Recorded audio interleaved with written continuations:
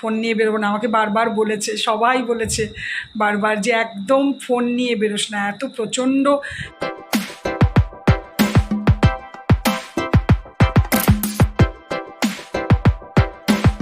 Good morning and welcome back to my channel. আশা করি তোমরা ভালো আছো। আমি বিন্দাস আছি, খুব ভালো আছি। ভীষণ গরম একটা। যাই হোক, আজকে সানডে, যাবো একটু বাজারে। একটা শাড়ি পরে নিয়েছি, রেডি হয়ে গেছি, একটু যাব বাজারে। যাবতীয় কাজকর্ম হয়ে গেছে, ঝাড় দেওয়া মোছা আজকে সব হয়ে গেছে। বাজার থেকে এসে চান পুজো করব। আর টিফিনেরও একটা জোগাড় করা আছে, মানে আটা মাখা আছে, একটু পরোটা করব, ব্যাস। তো ঠিক আছে, চলো তাহলে দিনটা শুরু করি। সানডে স্পেশাল বলতে ওই একটু যাবো আজকে, একটু ভাবছি একটু মুরগি নিয়ে চলে আসবো, ব্যাস। চলো, সবজি টবজি সবই আছে, ঠিক আছে। বাজার থেকে ঢুকতেই দেখছি তোমাদের দাদা চলে এসেছে। ঢুকে খালি মাংসটা নামিয়েছি, আবার আদা রসুন পেঁয়াজ আলু এগুলোও নিলাম। তো ভাবলাম থাক, তাহলে আগে পরোটাটা করেই নিই। আজকে চান পুজো করতে একটু দেরি হবে। আসলে বাজারেও তো খুব ভিড় থাকে। আজকে সোমবার না, রবিবার না, মানে লাইন পড়ে যায় সব প্রত্যেকটা দোকানে একদম।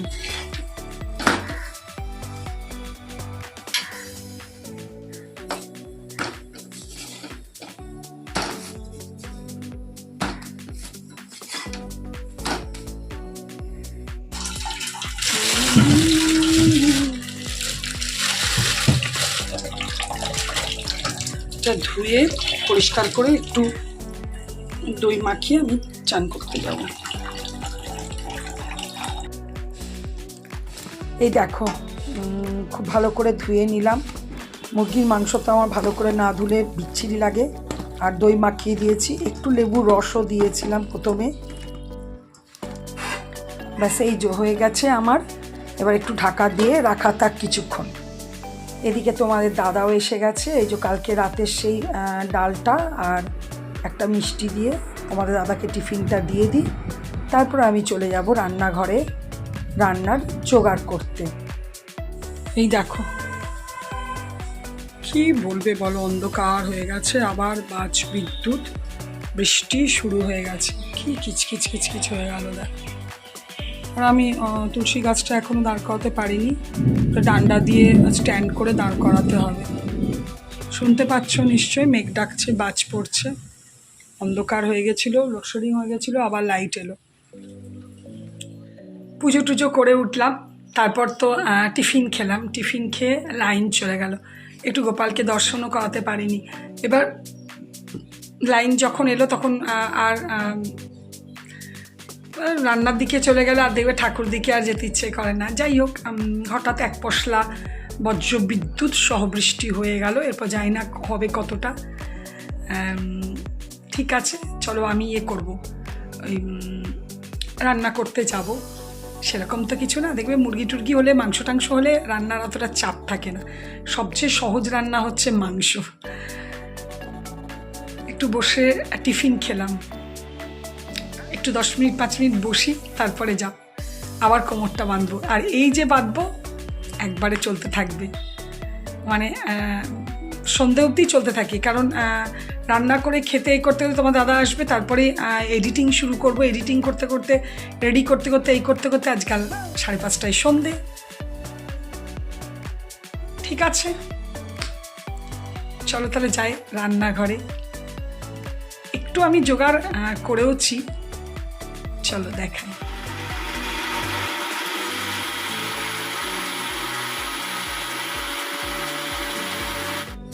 এই দেখো, ফ্রিজেই এতটা বাঁধাকপি ছিল, এটাকে একটু সিটি দিয়ে দিলাম। কেন, পুরনো হয়ে গেছে তো, একটু খটখটা হয়ে গেছিলো। তারপরে ঠান্ডায় থাকলে যা হয়। এটা একটু পেঁয়াজ আর রসুন কুচো করে নিয়েছি, আর টমেটো কুচো করে নিয়েছি। এটা একটু কি বলবো, ওটা বাঁধাকপির ঘন্টো টাইপের একটু বানাবো। মানে জাস্ট মশলাপাতি দিয়ে ওটাকে খালি ভাজা হবে, আর কিছু দেওয়া হবে না। এটা আমি কিভাবে বানাই দেখো, পেঁয়াজটাকে আর রসুনটাকে খুব ভালো করে ফ্রাই করে নেবো, নিয়ে দিয়ে দেবো টমেটোটা। টমেটোটা ভাজা হয়ে গেলে দিয়ে দেবো বাঁধাকপিটা, ব্যাস। তারপরে একটু জিরেগুলো দিতে পারো, নুন হলুদ মিষ্টি দিয়ে বাঁধাকপিটা ভাজতেই থাকবে।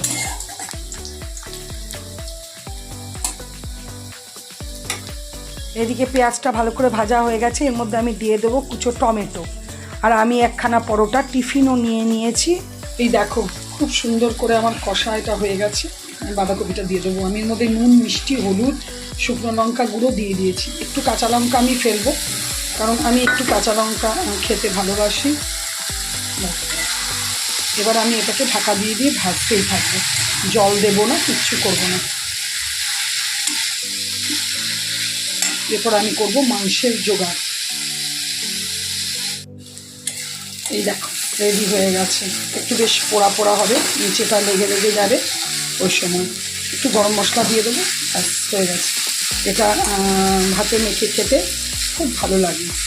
ভিন্ডি, উচ্ছে এগুলো তো রোজই খাচ্ছে, আজকে ভাবলাম এটাই এইভাবে করে দিই। প্রথমে ভেবেছিলাম দূর মাংস হবে, বাঁধাকপি কেক করবো, তারপর মনে পড়লো না, এইভাবে বাঁধাকপির ঘন্ট করে দিই। এই দেখো এখানে মাংসের আলুটা ভেজে নিচ্ছি। এখানে একটু পেঁয়াজ কেটে নিয়েছি আর কুকারে করব। আমি সিম্পল যেটা ঝোল খাই প্রত্যেক সপ্তাহে, সেটা আমি কুকারেই করি। একটা সিটি দিই বা কখনো সিটি দিও না, কিন্তু যখন কেউ আসে যায় ফ্যাশন করে মুরগি করি, তখন কড়াইয়ে করি। ঠিক আছে, চলো আমি বসিয়ে নিই। এটা বসানোর কিছু নেই, পেঁয়াজটা ভাজবো যেরকমভাবে নর্মাল করো তোমরা, সেইভাবেই করব। আলুটাও এই দেখতেই পাচ্ছ ভেজে নিয়েছি।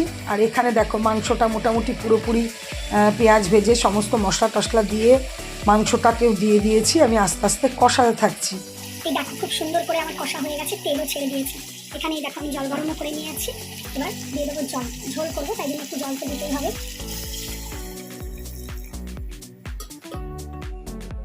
সানডে হলে কী হবে, সেই একাই খাবার নিয়ে চলে এসেছি, টিভিটাকে চালিয়েও নিয়েছি। গুড ইভিনিং বন্ধুরা। আজকে সকাল থেকে আমি তো আমার লাড্ডু সোনাকে তোমাদেরকে দেখাতেই পারিনি। এই দেখো, দেখেছো, দেখাতেই পারিনি। বাইরে তো ভালোই বৃষ্টি হয়েই যাচ্ছে, সেই দুপুর থেকে অন্ধকার করে আছে, তাও প্রদীপটা কোনো রকম করে জ্বেলে এসেছি। এই দেখো চা নিয়ে এসেছি আর সিম্পল দুটো রাস্ক বিস্কুট। মাংস খেলে আমি সেদিন সন্ধেবেলায় কিছুই খেতে ভালো লাগে না। Good evening. সন্ধে টন্ধে তো অনেকক্ষণই দেওয়া হয়ে গেছে, তোমাদের তো দেখালাম। চাও খেলাম, খেয়ে আমি যে সিরিয়াল দেখি সিরিয়ালটা দেখলাম। দেখার পর যাবো একটু, দুটো একটা কাজ আছে, ছোটোখাটো কাজ ছাড়া তো বেরোনো হয় না। আর বেরোনো বলতে আমার উদ্দেশ্য থাকে হাঁটাটা, হেঁটে আসি একটুখানি, মানে একটু বেশি দূর অবধি যায় আর কাছের দোকানে কাজ করে তারপর ঢুকি। তো দু একটা জিনিস, বেশি কিছু না, দু একটা জিনিস নেবার আছে, মানে ওগুলো না নিলেও চলে, কিন্তু যাবো যখন নিয়েই আসবো। ঠিক আছে, তো যাই নিয়ে আসি। হ্যাঁ, একটা কথা হচ্ছে আজকে রান্না নেই, কারণ তোমাদের দাদা আসেনি বলতে আমাকে জানিয়েছিল যে ও কোথায় একটা কাজে ফেসে আছে, তো যেতে পারবে না। তাহলে তো ওই তো জানো অতটা মাংস রান্না করেছিলাম, সুতরাং মাংসটা তো আছেই, আর সবই আছে। আর আমি ভাবছি আর নিজের জন্য কেন দুটো রুটি করব, একটু ভাতই। আমি বললাম না এখন রুটিটা একটু খাওয়া বন্ধ করেছি, একটু অল্প করে এক মুঠো ভাতই খেয়ে নেবো। ফ্রিজে টুকটাক জিনিস তো থাকে, সেগুলো দিয়েই খেয়ে নেবো। মাংসটা আর খেতে ইচ্ছে করছে না। ঠিক আছে, চলো একবার একটু হেঁটে আসি, তারপরে এসে তোমাদের সাথে কথা হবে। চলো তাহলে, ফোন নিয়ে বেরোবো না, ভীষণ চুরি ডাকাতি হচ্ছে এখানে, ফোন নিয়ে বেরোবো না। আমাকে বারবার বলেছে, সবাই বলেছে বারবার যে একদম ফোন নিয়ে বেরোস না, এত প্রচণ্ড কেড়ে নিয়ে চলে যাচ্ছে না। গলায় ইমিটেশন পরারও ভয় আছে এখন, ইমিটেশনেরও ভয় আছে, কারণ ওটাকেও তো কেড়ে নিয়ে চলে যাবে প্রথমে, তারপরের পরেকার ঘটনা পরের, কিন্তু প্রথমে তো নিয়ে চলে যাবে। তো সেই আতঙ্কে তো রাতের ঘুম কেন, কতদিনকার ঘুম ছুটে যাবে। ঠিক আছে, এই দেখো তোমাদের দাদা এসছে, দিনে তো কাজে ছিল, আসতে পারেনি, এই যে খেতে বেড়ে দিয়েছি। আর আমি এই দেখো একটু ফ্রিজে পোস্ত ছিল সেদিনকার, একটু ডাল আছে, বাঁধাকপির ওই ঘন্টটা আছে, ওইগুলো দিয়ে খাবো। আমার খুব একটা ভালো লাগে না গো, ভালো লাগছে না আজকে আর মাংস টাংস খেতে। গরম ভাত আছে, রুটিও করিনি একার জন্য, একটুখানি অল্প করে ভাত খেয়ে। চলো, কাজকর্ম সব তো কমপ্লিট হয়ে গেছে। দু একটা যা আমাদের দরকার থাকে একটু রিলস ফিলস বানানো, ওগুলোও হয়ে গেছে। বন্ধুদের কিছু কিছু বন্ধুর ভিডিও দেখাও হয়ে গেছে, সব তো দেখা হয় না।